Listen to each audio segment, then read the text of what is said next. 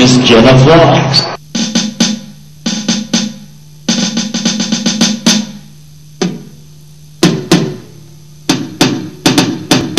Once again, Miss Jenna Fox. I really appreciate this opportunity. I'm Jenna Fox. My legal name is Jenna Allison Webb. I was actually born Richard Edward Cooper, but that's a whole nother story in itself. When I was born, I was intersexed, which is a form of hermaphrodite, which means both genders. I was chosen by society to grow up as a male persona. Even though I knew something wasn't quite right, I knew something was wrong at 8, I found a encyclopedia of a hermaphrodite in those old brown encyclopedias that we used to have back in our home. Came from a very small town, Windsor, Maine, which is just outside of Augusta, the capital of Maine. So I'm a Maine native, born and raised here in the state of Maine. I was introduced to music when I went into when I was in grade school at Windsor School by my father. He looked at me and he was like, "Do you want to do drums?" And I go, "Yeah." I always kind of loved rhythm. I loved playing around with pots and pans. My mom used to give me pots and pans, and early the early days, I used to take the little CD players, an old Mickey Mouse record player and a little tape player, and I would pretend and listen to radio, and I would love radio, and I used to do music and radio. And I found that with that expression in music, I always loved it. I found myself listening to a lot of like pop and rock, and my mom also had a lot of records, so that was a lot of influence there. So I began to play, and then I had an opportunity to start playing like at my church, and then sing in the choir, and so I've had an awful lot of opportunities over the years to be able to perform, and it helped me craft my skill. And then when I graduated from high school, I continued to play the full set in high school, and I went on to University of Maine in Augusta for a music degree. Continued on from that, did some radio for a while and retail, to pay the bills on the side. Continued to perform for a while. Radio then took me over to Vermont, and I went back to school to Linden State College for communications. This led me back. I also was in the military for some time. I was then kicked out for being gay. Continued due to the whole situation of feeling like I had to be a man my whole life, I continued to play the man role. I got married for 5 years. I was able to basically hide it. I obviously was a very good actress. And this led me to eventually come to terms with it.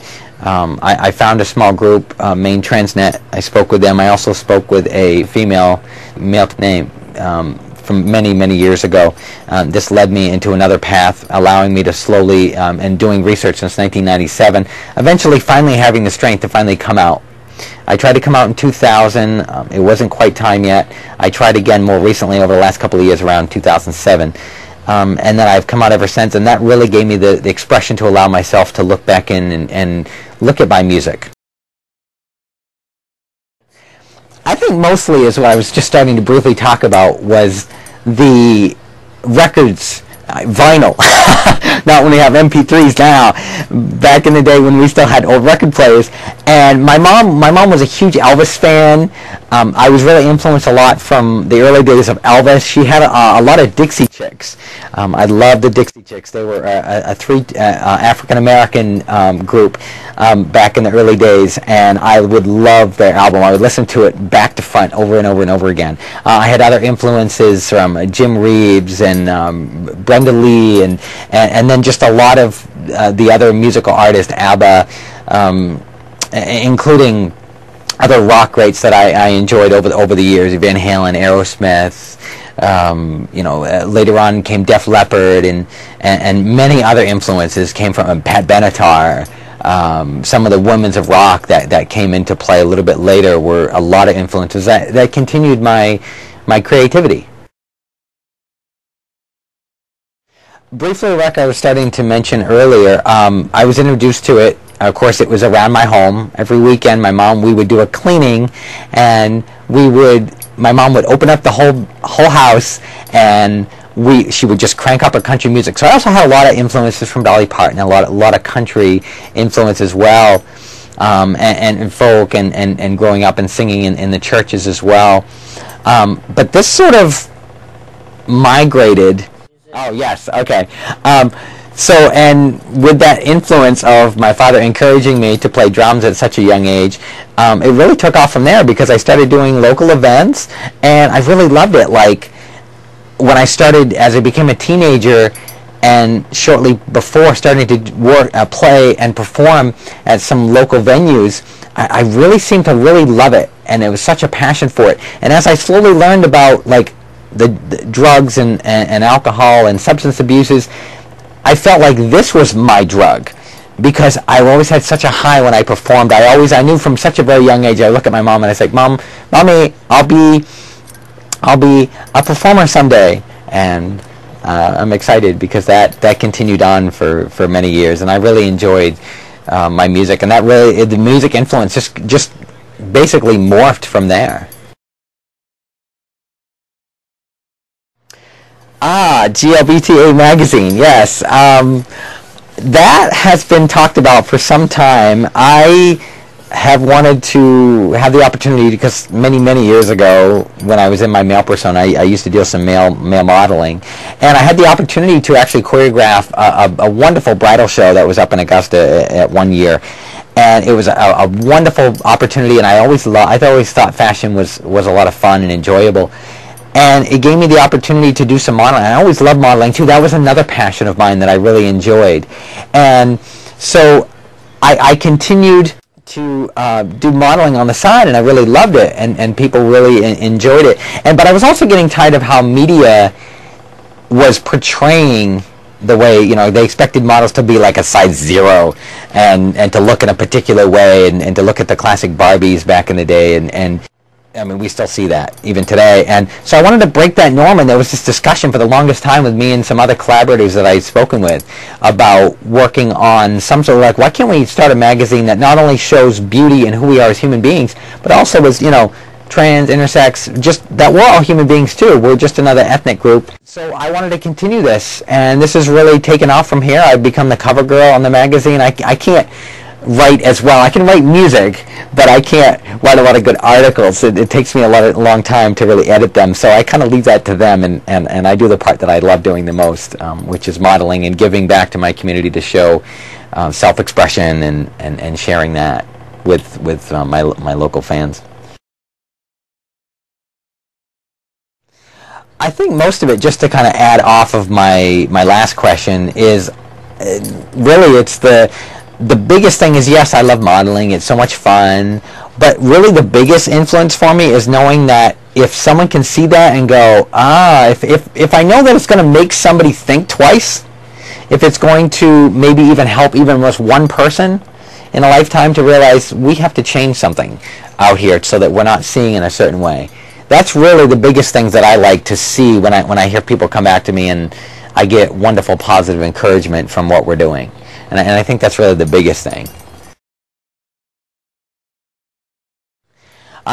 Okay. JW Enterprises was an enterprise that was founded back in 2000, and we had continued to try to put this together, but it basically morphed originally from my original first business that I ran. I did a lawnmower business when I was a little young man. When I was 10 years old, for little old ladies, the cute, wonderful ladies from the local church.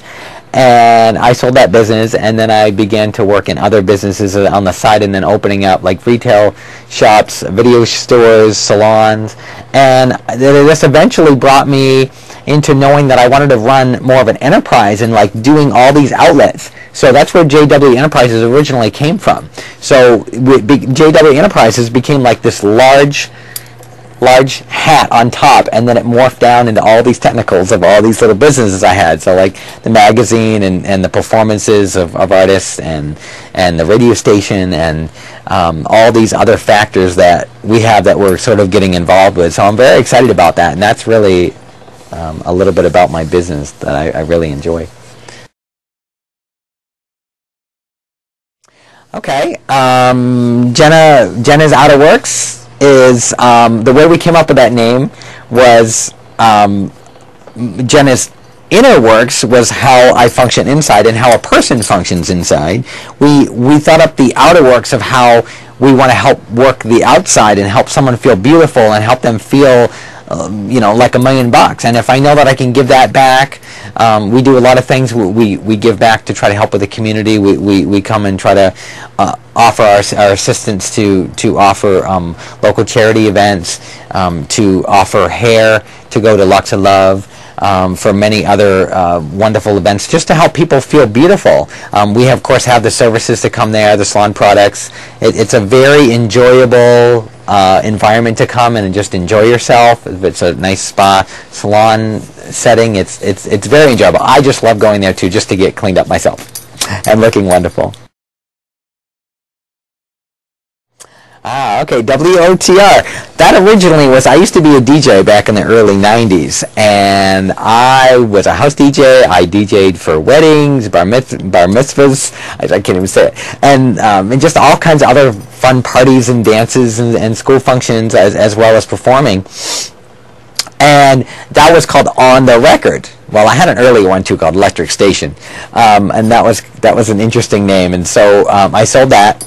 I started a new one, On the Record, and before the show On the Record from HBO came out, and we continued to do that, and then it morphed to where we had a lot of our clientele asking us to hear what music we play online.